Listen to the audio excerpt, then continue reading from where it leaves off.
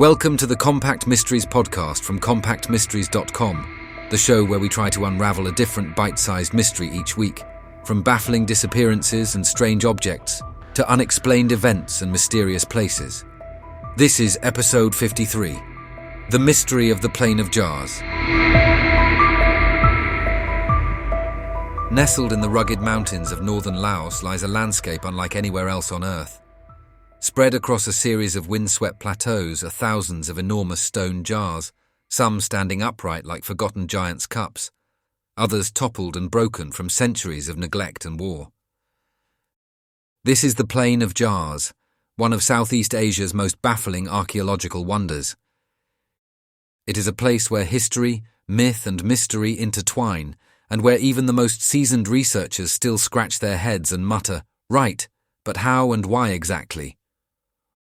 Although Laos itself is often overshadowed by more touristed neighbours like Thailand or Vietnam, the Plain of Jars has long captured imaginations and confounded experts. Who carved these colossal containers? What purpose did they serve? And how did an ancient civilization manage to drag them kilometres across such harsh terrain without the help of Amazon Prime delivery drones? To answer these questions, we need to look at both the deep past and more recent history. The Plain of Jars invites curiosity. It demands imagination. And crucially, it requires very sensible footwear. The term Plain of Jars is slightly misleading. It refers not to a single valley, but to a region dotted with more than 90 jar sites across Siang province. These locations sit at the crossroads of ancient trade routes, rolling hills and green rice paddies stretching across a dramatic plateau. Here is the first remarkable thing. There are not a few dozen jars, nor a few hundred. Archaeologists estimate that there are more than 2,000. They range significantly in size. Some are as small as large garden pots, roughly a metre high. Others rise over 3 metres tall and weigh several tons. They are carved almost entirely from stone types such as sandstone, granite or conglomerate. Each jar is roughly cylindrical, wider at the base, sometimes hollowed with impressive smoothness. Around many jars lie stone discs, some believed to have served as lids. Others think these discs acted as grave markers. The jars themselves are often found in clusters, placed in close proximity to cliffs or hilltops with sweeping views. If ancient people wanted these jars to be noticed, they certainly achieved their goal. Dating the jars proved tricky for years. The absence of inscriptions and the sheer weight and durability of stone make precise timelines contestable. However, research in the 21st century has provided clearer evidence. Charcoal, bone fragments and burial goods found near the jars were dated to approximately 500 BCE to 500 CE. This places the jars in Southeast Asia's Iron Age, linked to a culture advanced enough to quarry, shape and transport multi-ton stone objects. That alone is worth a round of applause. Consider the logistical nightmare of hauling something weighing as much as an elephant over uneven terrain without the wheel technology we take for granted today. There are no ancient instruction manuals or time capsule guides that read, Step 1, deploy lots of people. Step 2, try not to drop the jar on anyone. The prevailing theory suggests these jars were created by a sophisticated society engaged in long-distance trade networks that included India and coastal Vietnam. The Siang Plateau may have been a busy corridor used for commerce, cultural exchange and funerary practices. Yet the identity of the jar makers remains unknown. They left no written history, no depiction of themselves, and no identifiable lineage among current local populations.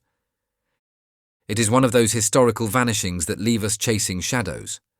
They arrived, changed the landscape and then disappeared, leaving enormous stone hints behind like ancient breadcrumbs. So what is the purpose of the jars? This is where archaeology meets speculation with a cheeky grin. What exactly were these jars for? There are 3 leading theories, each with varying levels of plausibility. Funerary urns. The strongest archaeological evidence suggests the jars were used in burial rites. Human remains, beads, ceramics and bones found in and around several jars suggest a mortuary function. It appears bodies may have been placed inside the jars for a period of decomposition, Afterwards, the bones were removed and reburied nearby. Not the most glamorous, but death rarely is. Storage for water or food. Some propose the jars stored rice wine, grains, or rainwater. Their placement along potential ancient trade routes could mean they acted as roadside storage stops. Travellers would undoubtedly have appreciated a sip of something strong after lugging one of those jars uphill. Mythic megajugs.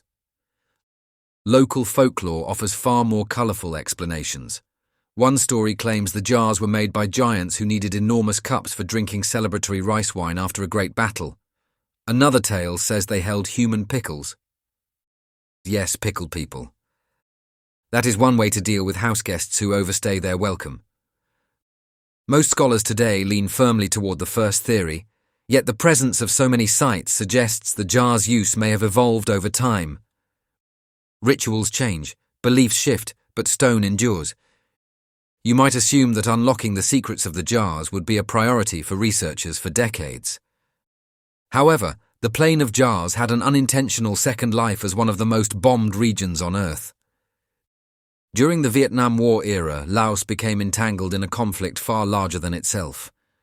More than 2 million tons of ordnance were dropped over the country, much of it in Siêng Kuang.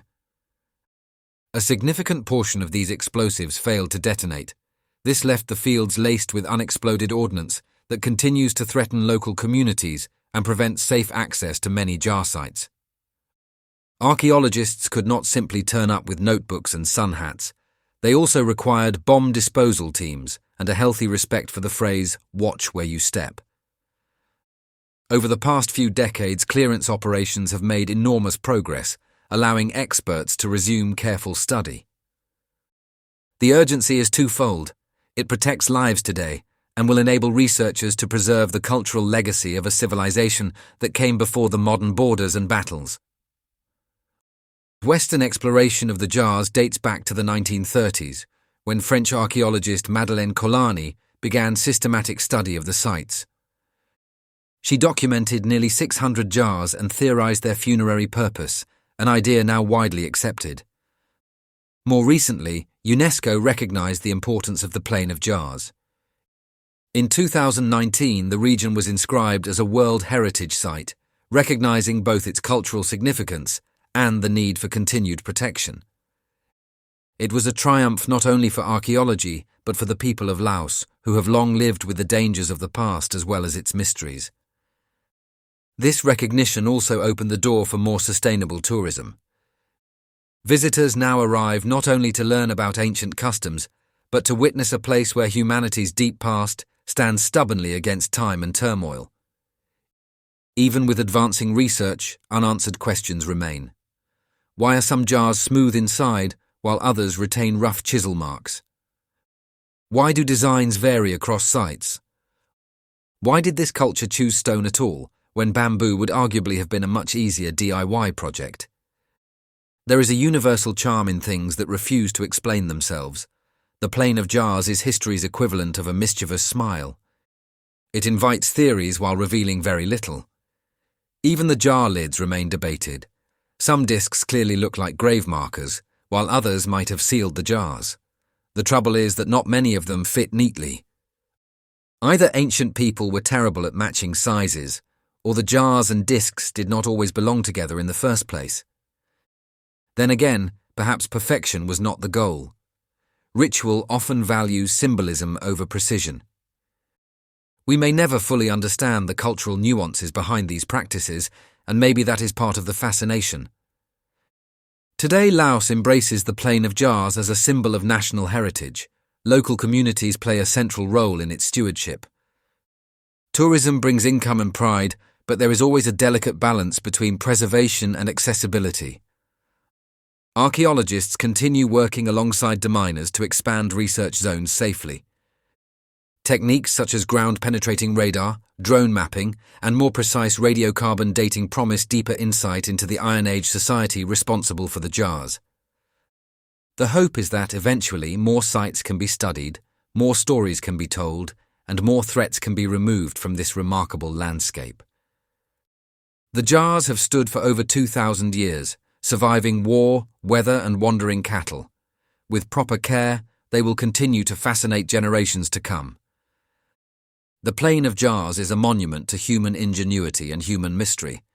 It represents a civilization that wielded remarkable stone-working skills, deeply cared about its rituals, and left behind a legacy strong enough to challenge modern armies. Yet for all the excavation and analysis, we still peer at those jars and wonder, what exactly were they thinking? Perhaps that is why the Plain of Jars endures in global imagination.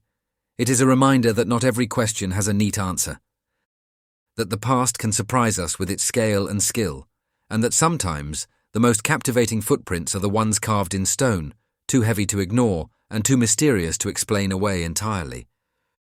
Should you ever find yourself standing among those monolithic vessels on the Laos plateau, the wind brushing past like a whisper from the Iron Age, you might feel the same irresistible curiosity that has pulled archaeologists here for nearly a century.